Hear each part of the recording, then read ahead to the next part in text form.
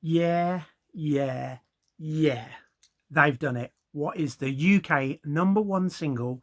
Tis the Fab Four with Now and Then. It's been a long time coming. The first number one British single for the Beatles since the Ballad of Yoko in 1969. It's been a long time coming. So here I have a lovely original magazine ad. And you look there, it says EMI, New Pops, The Beatles, Love Me Do. This magazine is from October 1962. It's an original one. Love Me Do on Parlophone Records. R4949. EMI Records Limited, 20 Manchester Square, London. They never, ever could have imagined that in 2023, what's that, 61 years later, they'll be having their 18th number one single. What a journey it's been.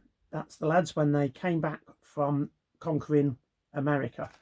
But let's focus on the number one single, shall we? There's some fascinating facts here. So I'm going to run through the British number one Beatles singles. So that is From Me to You. That was the number one in 1963. Me being as organised as ever, I did have a list of what they knocked off number one. So come on, Dino, do it. Oh, by the way, my name's Dino V, but it doesn't matter about me. I cannot believe that I'm doing a video here saying the Beatles have got the number one single in the United Kingdom. So From Me to You became number one in May 1963, knocked off How Do You Do It and was replaced by I Like It. I Like It by Jerry and the Pacemakers. The second UK number one single for the Fab Four was She Loves You. They knocked off Billy J. Kramer with this, and then they got knocked off by Brian Paul. But then the Beatles actually became number one again with She Loves You, knocking off You'll Never Walk Alone. But they knocked themselves off with the third number one single they had in 1963 with Come Give Me Dinah Hand. So I Want to Hold Your Hand knocked She Loves You off, and that got knocked off in 1964 by Dave Clark 5. 1964 was another very good year for the Beatles. They've had a lot of good years, haven't they? So next number one single was Can't Buy Me Love. They knocked Billy J. Kramer and Little Children off, and World Without Love by Peter and Gordon knocked them off. Another Lennon-McCartney song. Okay, I know it's McCartney. Next number one single, It's Been a Hard Day's Night.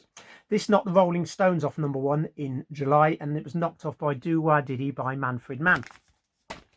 1964 still. I Feel Fine, the Christmas number one single that knocked Little Red Rooster off by the Rolling Stones and was knocked off by Yeah Yeah by Georgie Fame and the Blue Flames. It's pretty cool, isn't it? 2023. Number one again. Unbelievable. So exciting. Never thought it'd happen in my life, or in my life after even. I've got saying in my life because it sounds like a song. So 1965, they carried on where they left. They had the number one single with Ticket to Ride in April 65. It knocked off Cliff Richard. Sorry, Sir Cliff. And this was knocked off by King of the Road by Richard. No, it's Roger Miller. Trailer for Sailoring. Is that how it goes? I don't like that song. There we go. Doesn't matter, does it? So, summer of 65. No, it's not. That's totally wrong. Help. I need somebody. The second feature film in colour. So, Help reached number one, knocking the birds off Mr. Tambourine Man and being replaced by I Got You Babe. This was number one for 3 weeks in, what did I say? August 65. December 65, the Beatles wanted a number one single again for Christmas. And they got it. So here's We Can Work It Out, coupled with Day Tripper. It became number one in December 65 for 5 weeks. It knocked off The Carnival Is Over by the Seekers and was replaced by Keep On Running by Spencer Davis Group. As the years went by, Beatles had always different bands and artists to knock off number one, who were their competitors for a while. 1966, Paperback Writer became number one, knocking Frank Sinatra off. I do love Frank Sinatra. Strangers in the Night. Anyway, he knocked Strangers in the Night off, and this was number one for 2 weeks, but it was knocked off by Sunny Afternoon by the Kinks, who were the new rivals. They had a lot of new rivals all the time, didn't they? There's the 2022 version of Paperback Writer with Rain. So later on in the year, they were number one again. So in August 66, they had the number one single with Yellow Submarine and Eleanor Rigby. This knocked off With a Girl Like You, ba ba ba ba ba, by the Trogs. And it was knocked off by All or Nothing by the Small Faces. I'm sorry, but I think All or Nothing's a better song than Yellow Submarine. Not better than Eleanor Rigby. 67, Let Me Take... Sorry, that didn't get to number one. In Penny, didn't get to number one. Engelbert Scrumple-Dumple, Naughty Man. So the next Beatles single was All You Need Is Love in the Summer of Love. This got to number one in July 67. It knocked off the brilliant Procol Harum with White as Shade of Pale and was replaced by San Francisco, Be Sure to Wear Some Flowers in Your Hair. December 67. They had it again. Magical Mystery Tour film was out and they hit number one in December for 7 weeks with Hello Goodbye. Not just that, it knocked off Let the Heartaches Begin, excuse me, by Long John Baldry, and was knocked off again by Georgie Fame with Bonnie and Clyde. I don't like that track. 68. They went to India, didn't they? Lady Madonna. This went to number one in March 68 and knocked off The Legend of Xanadu by Dave D, Dozy Beaky, Mick and Titch. And it was knocked off by Cliff. Congratulations. The one he didn't win the Eurovision Song Contest with. Later on, I've got a lovely one here. This is All You Need Is Love. Well, as well, this is from the single set. It's quite beautiful gatefold here. That's Lady Madonna. I don't know what I'm on about. So that was a Japanese Lady Madonna single. End of the year, my all-time favourite song towards the end of the year. So September 68, the Beatles were number one with Hey Jude. This knocked off I've Just Gotta Get a Message to You. And it was number one for 2 weeks in September 68, but knocked off by Once Upon a Time There Was a Tavern. So Mary Hopkin knocked that off. See, they shouldn't have started Apple. Sorry, there's my original Apple single. Actually, it's not, is it? Because that's is it the 76 reissue? You know. 1969.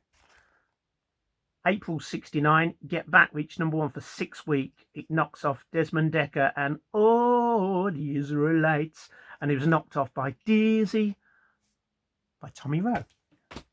So the last Beatles single. So there's another version of Get Back. That's the original one in a nice Apple sleeve with Don't Let Me Down. Is that on the B-side? It's Don't Let Me Down. And then the last Beatles single to reach number one in the United Kingdom was the Ballad of John and Yoko, which reached number one in June. It was number one for 3 weeks. It actually knocked off Dizzy by Tommy Rowe and then got knocked off by Something in the Air by Thunderclap Newman. And that was it. No more number ones. 1969. Last time the Beatles were number one was it? Do you know what? Looking at these dates, it goes June, then April, so something's wrong there. So last time the Beatles number one was towards the beginning of July 1969 until now. Do you know what? I don't even know what the date is. What's the date today? I don't know what the date is. But the number one single in the United Kingdom is the Beatles' new single, Now and Then. Top selling single in the UK and number one. The first time in my lifetime the Beatles have had a number one since I've been an adult. Okay, I'm not still an adult. Here are some of the amazing facts about this Now and Then. If people go breaking records, music records, it's the Beatles. So what records have they broken? The Beatles now, with Now and Then, have got the longest gap between the first and last number one. 1969 to 2023. Kate Bush, bless her, she set the record last year with was it Running Up That Hill, which was in was it Stranger Things. So the Beatles got the longest gap between the first and last number one. Paul McCartney has said today, I can't do the Paul McCartney voice. It doesn't sound anything like him. It's mind-boggling. It's blowing my socks off. It's blowing mine off as well. And it's also a very emotional moment for me. I love it. So there we go. That was Paul's quote and comment today. The Beatles are also now the oldest band to ever hit number one. There have been solo artists who have had number one singles that have been older, but as a band, they're the oldest band. I don't know if you're aware of this, but Now and Then actually debuted on the charts last week at number 42 after 10 hours. After 10 hours, it was number 42.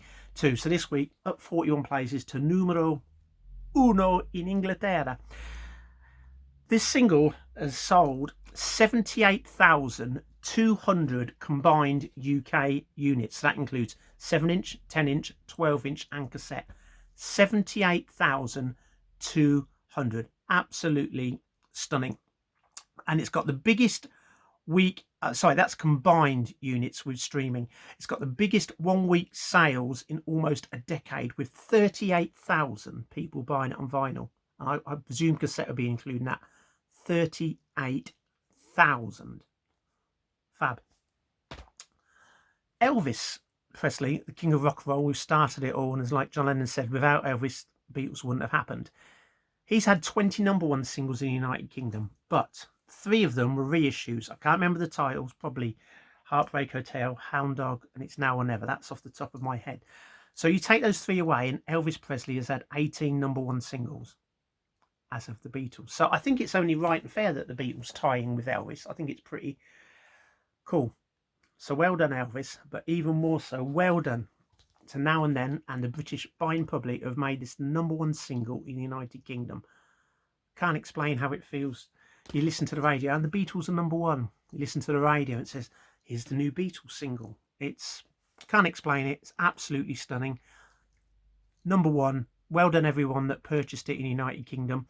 I don't think it'll be #1 next week unless they bring a picture disc out or different coloured vinyls. And no doubt, being on so many different formats and fans wanting to buy the red, the white, the clear, the marble, the black, the 10-inch, etc., that has no doubt boosted it. But it's still incredible. 78,200 combined units and 38,000 physical sales. Absolutely stunning. I'm sure that John and George are up there looking down thinking, we did it again. And I'm sure Paul Ringo, Giles Martin and everybody involved in making the single must feel pretty damn chuffed. Okay, I'm Dino V. Thank you for watching this and listen to me go on about an historic day which probably will never happen again, the Beatles ever having a #1 single. I mean, we thought it in 1995 with Free as a Bird, but Michael Jackson with the brilliant song, is that brilliant? I forgot what it is.